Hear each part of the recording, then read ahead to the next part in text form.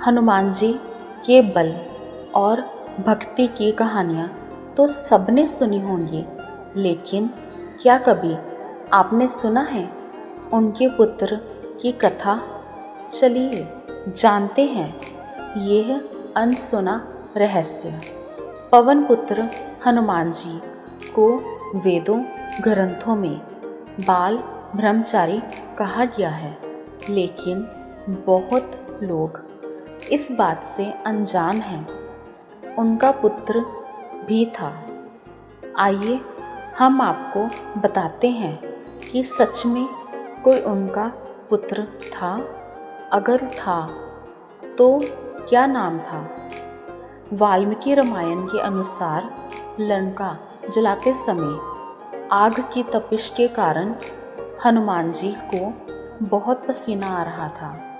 इसलिए लंका दहन के बाद जब उन्होंने अपनी पूंछ में लगी आग को बुझाने के लिए समुद्र में छलांग लगाई तो उनके शरीर से पसीने की एक बड़ी बूंद समुद्र में गिर पड़ी। उस समय एक बड़ी मछली ने भोजन समझ वह बूंद निगल ली। उसके अंदर जाकर वो बूंद एक शरीर में बदल गई। पाताल के असुर राज अहिरावण के सेवकों ने उस मछली को पकड़ लिया। जब वह उसका पेट चीर रहे थे तो उसमें से वानर की आकृति का एक मनुष्य निकला। वह उसे अहिरावण के पास ले गए। अहिरावण ने उसे पातालपुरी का रक्षक नियुक्त कर दिया। यही वानर हनुमान पुत्र मकरध्वज के नाम से प्रसिद्ध हुआ। जब राम रावण का युद्ध हो रहा था तब रावण की आज्ञा अनुसार अहिरावण राम लक्ष्मण का अपहरण कर उन्हें पातालपुरी ले गया।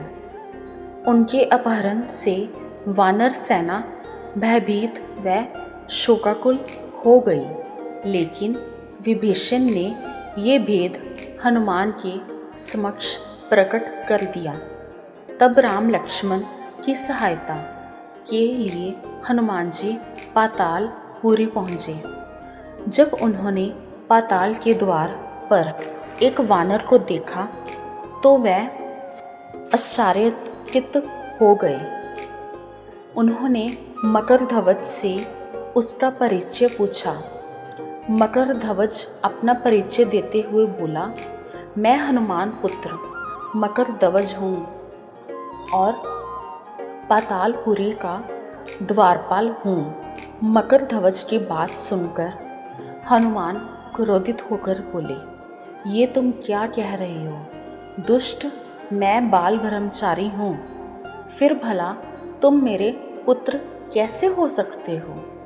हनुमान जी का परिचय पाते ही मकरध्वज उनके चरणों में गिर गया और उन्हें प्रणाम कर अपनी उत्पत्ति की कथा सुनाई।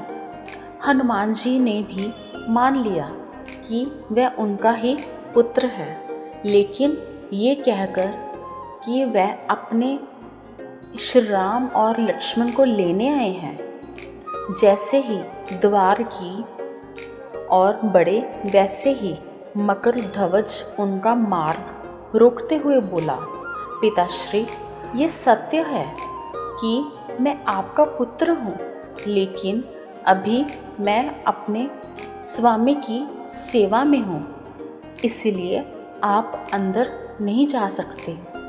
हनुमान जी ने मकरध्वज को अनेक प्रकार से समझाने का प्रयास किया, किंतु वह द्वार से नहीं हटा। तब दोनों में घोर युद्ध शुरू हो गया। देखते ही देखते हनुमान जी उसे अपनी पूंछ में बांधकर पाताल में प्रवेश कर गए। हनुमान जी सीधे देवी मंदिर में पहुँचे, जहाँ अहिरावण राम लक्ष्मण की बलि देने वाला था। हनुमान जी को देखकर चामुंडा देवी पाताल लोक से प्रस्थान कर गई।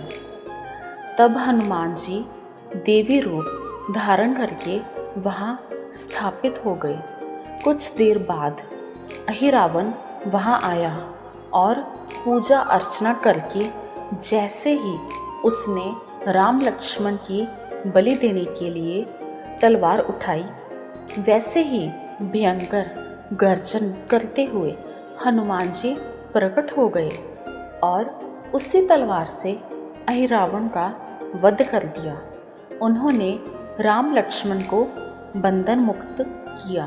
तब श्री राम ने पूछा, हनुमान, तुम्हारी पूंछ में ये कौन बंधा है? बिल्कुल तुम्हारे सम्मान ही लग रहा है, इसे खोल दो। हनुमान जी ने मकरध्वज का परिचय देकर उसे बंधन मुक्त कर दिया। मकरध्वज ने श्री राम के समक्ष सिर झुका लिया। तब श्री राम जी ने मकरध्वज का राज्य अभिषेक कर उसे पाताल का राजा घोषित कर दिया और कहा कि भविष्य में वह अपने पिता के समान दूसरों की सेवा करे। ये सुनकर मकरध्वज ने तीनों को प्रणाम किया। तीनों उसे आशीर्वाद देकर वहाँ से प्रस्थान कर गए। इस प्रकार मकरध्वज हनुमान पुत्र कहलाए। इसी और कथाएं सुनने के लिए हमारा चैनल सब्सक्राइब कर लें। Thank you.